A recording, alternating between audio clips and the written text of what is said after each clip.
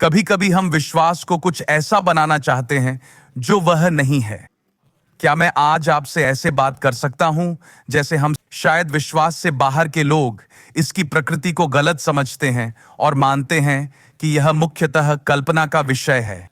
विश्वासी लोग अविश्वास को रोककर एक काल्पनिक दुनिया के बारे में सोच सकते हैं, पर मेरे लिए विश्वास कल्पना नहीं है, यह व्याख्या का विषय है।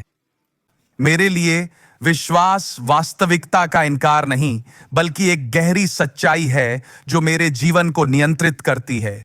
यही मरकुस के सुसमाचार में विश्वास का यह हमेशा एक प्रदर्शन होता है। यह हमेशा दिखाई नहीं देता, पर अदृश्य होने का मतलब यह नहीं कि वह असत्य है। क्या यह गहरा नहीं है कि ईश्वर की सबसे बड़ी शक्ति तब दिखी जब यीशु वहां नहीं थे? परमेश्वर की शक्ति का सबसे बड़ा प्रदर्शन वहां उसकी अनुपस्थिति थी, जहां स्त्रियां उसे खोज रही थीं। अपने बगल वाले को छूकर कहें, यह ऐसे खत्म नहीं हो सकता। कभी कभी हमारा विश्वास हमें निराशा के स्थान पर छोड़ देता है। मरकुस 16 में यह प्रसंग निराशा का है, खासकर इन महिलाओं के लिए। मैं इसे हिडन फिगर्स कहना चाहता था, पर ईस्टर उपदेश में एक ही फिल्म संदर्भ उचित है। मैंने संयम दिखाया कि मरियम मगदलिनी, मरियम और सलोमी को हिडन फिगर्स न कहूं। बच्चे का नाम सोच, सलोमी पर विचार करें। उन्होंने मसाले याद रखें, बगीचे में पतरस ने तलवार निकाली थी, क्योंकि जब तक वह परिणाम नियंत्रित कर सकता था उसमें ताकत थी। लेकिन रविवार सुबह देखें, यहूदी गणना के अनुसार यीशु को मरे 3 दिन हो गए थे। इन महिलाओं ने बगीचे में तलवारें नहीं निकाली। उनके पास एक अलग तरह की ताकत थी। इन स्पाइस गर्ल्स में ऐसी शांत शक्ति थी जो उन्हें निराशा के बीच भी अपने टूटे सपनों की जगह जाकर जो कुछ बचा था उससे बेहतरीन करने की ताकत देती थी। वे अपने पास जो था उसे बेहतरीन कर सकती थी। ध्यान दें कि पाठ में केवल यीशु ही पाठ में गायब नहीं है। उसे कब्र में होना चाहिए था, पर वह वहां नहीं था। पर पतरस कहां है? पतरस कहां है जो तलवार लहरा रहा था और चिल्ला? क्या आपने कभी देखा है कि अक्सर सबसे शोर मचाने वाले सबसे वफादार नहीं? मैंने इसे एक पैंथर्स मैच में, मेरे सामने एक महिला थी, वह इतनी शोर मचा रही थी कि तीसरे क्वार्टर में ही चली गई। क्योंकि कभी कभी जो सबसे ज्यादा बोलते हैं वो सबसे वफादार नहीं होते। ये डेटिंग सेमिनार है, वो भी मैं आपको बोनस जानकारी दे रहा हूं। पतरस कहां है? यही औरतें पता लगाने की कोशिश कर रही हैं, क्योंकि जो मर्द उनके साथ होने चाहिए थे पत्थर हटाने में मदद करने के लिए। याद रखें, इस गुफा के मुंह पर जो पत्थर है उसे लुढ़काना आसान है, जिसे हम कब्र कहते हैं। पर वो मरकुस एक बात वो कहता है, वो बहुत भारी पत्थर था, हम अकेले उससे नहीं हटा सकते। और ये समझकर कि हमारे पास मसाले तो हैं पर पत्थर हटाने की ताकत नहीं, मुझे लगता है कि ये मर्दों पर एक इल्जाम है। मुझे लगता है कि ये 11 शिष्यों पर इल्जाम है। मुझे लगा यहूदा मर चुका है, उसके लिए ये पहले से ही अलग, वो पहले ही जा चुका है, वो टिक नहीं पाया, वो इसके बाद अपना सामना नहीं कर पाया। पतरस जो 50 दिन बाद पिंतेकुस्त पर प्रचार करेगा, बहुत निराश है कि वह नहीं कर सकता। शायद वह अपना चेहरा नहीं दिखाना चाहता, या अंधेरे में जाकर और निराशा का जोखिम नहीं उठाना चाहता। मैंने पाया कि जितना बड़ा विश्वास उतनी ही गहरी निराशा। जब आप सच में किसी चीज पर यकीन करते हैं और इसीलिए कुछ लोग अब जीवन से ज्यादा उम्मीद नहीं रखते, यह निराशा से बचने का तरीका है। क्योंकि अगर आप बाहर नहीं निकलते तो आपको कमजोर नहीं होना। आशा बहुत नाजुक होती है, विश्वास यह आपको ऐसी स्थिति में रखता है जहां आप वाकई कुछ उम्मीद करते हैं। जब पतरस क्रूस की छाया में शिष्यता की कीमत पर विचार कर रहा था, उसे लगा कि यह अंत है। वह महिलाओं के साथ नहीं है, याकूब भी नहीं है, न ही यूहन्ना है या बर्तुलमै। बहुत से लोग उनके साथ हो सकते थे पर वे नहीं थे। तो अब महिलाओं के पास वे ज्यादा बातें, ये कोई खुशी का जुलूस नहीं, पर वे जा रही हैं। रास्ते में उन्हें एहसास होता है, अरे 1 मिनट, जब हम वहां पहुंचेंगे हम क्या करेंगे? हमारे पास मसाले हैं पर हम इतने मजबूत नहीं। क्या आपको कभी लगा कि कुछ आपके रास्ते में है? यह अवसाद हो सकता है, यह नशे की लत हो सकती, यह जेनेटिक्स हो सकते हैं, यह आपका अतीत हो सकता है, यह आपकी मानसिक स्थिति हो सकती है। क्या आपको कभी लगा कि कुछ ऐसा है जो आपके रास्ते में है, चाहे आपका विश्वास कितना भी बड़ा हो? मुझे बाइबल का यह हिस्सा पसंद है, क्योंकि महिलाएं चल रही, आप यह नहीं कर सकते।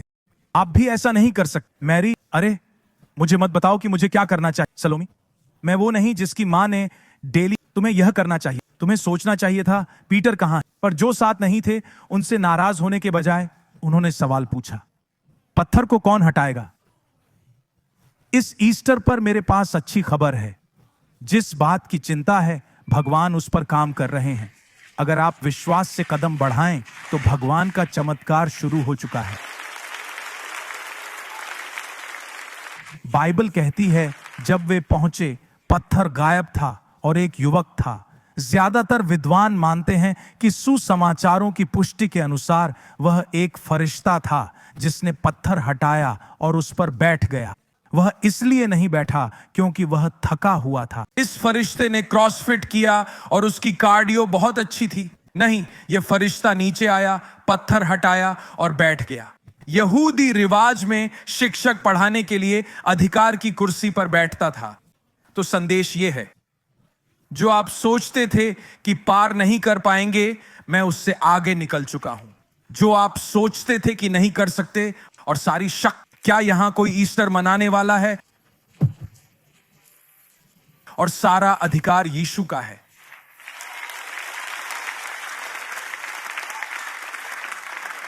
मेरा मानना है कि पत्थर अब भी लुढ़कते हैं। मेरा मानना है कि ईश्वर आपकी चिंताओं पर काम। आप देर तक क्यों रोते रहेंगे? हम अक्सर नहीं समझ पाते कि चलते चलते क्या हो रहा है।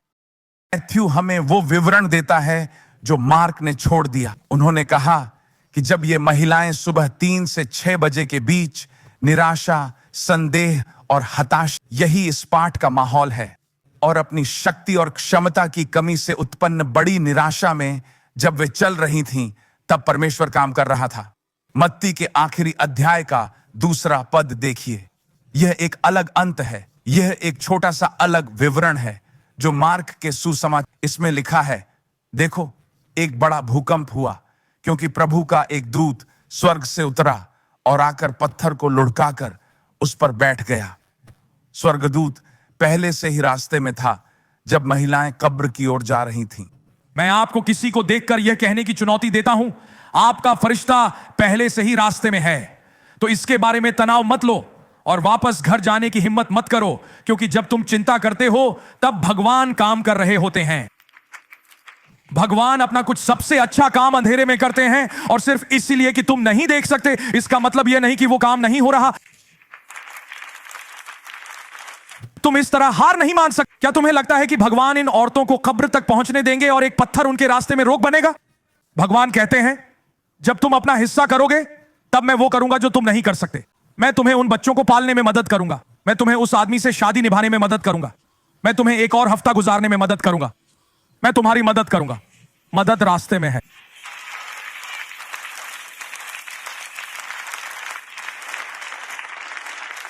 यह निराशा में खत्म नहीं हो सकता। यह मेरी हताशा या असफलता में खत्म नहीं हो सकता। यह निराशा में खत्म नहीं हो, यह असफलता में खत्म नहीं हो सकता। रूढ़ी हार नहीं सकता। जब आप निर्देशक को जानते हैं तो आप जानते हैं फिल्म कैसे खत्म होगी। काश कोई आज मुझे सिर्फ देखने नहीं बल्कि प्रचार में मदद करने आता। जब आप जानते हैं कि फिल्म किसने बनाई, कैसे खत्म होगी। यीशु ने पतरस से कहा, तुम असफल होगे, तुम मुझे नकारोगे। 1 बार नहीं, 2 बार नहीं, बल्कि 3 बार, मुर्गे के बांग देने तक। लेकिन चिंता मत करो पतरस, मेरे पास तुम्हारे लिए असफलता के बाद एक काम है। जब दूत ने कहा मैं गलील में मिलूंगा, वो सिर्फ एक जगह का इंतजाम नहीं था, वो एक बयान था।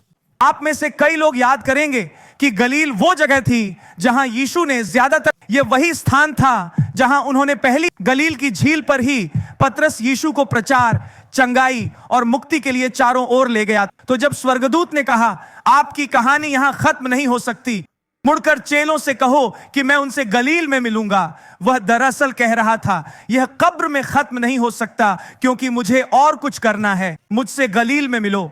यह खुद में एक अच्छी खबर है। आप जान लें कि परमेश्वर आपके साथ। अब आप जान लें कि अगर शैतान आपको मार सकता तो अब तक मार चुका होता। आप जान लें कि आपके उद्देश्य की गवाही आपका जीवित रहना ही है। यह तथ्य कि आप अभी भी यहां हैं।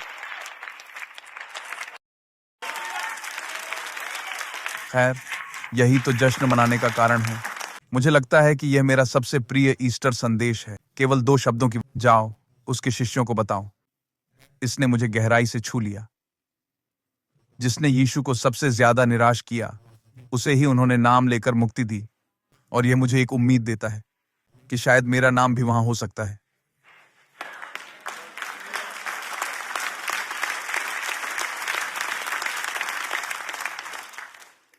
मैं गलील लौट रहा हूं क्योंकि मुझे लगता नहीं कि यह कहानी कब्र पर खत्म होती है। यह खत्म नहीं हो इस तरह। जाओ पीटर को अभ्यास शुरू करने को कहो।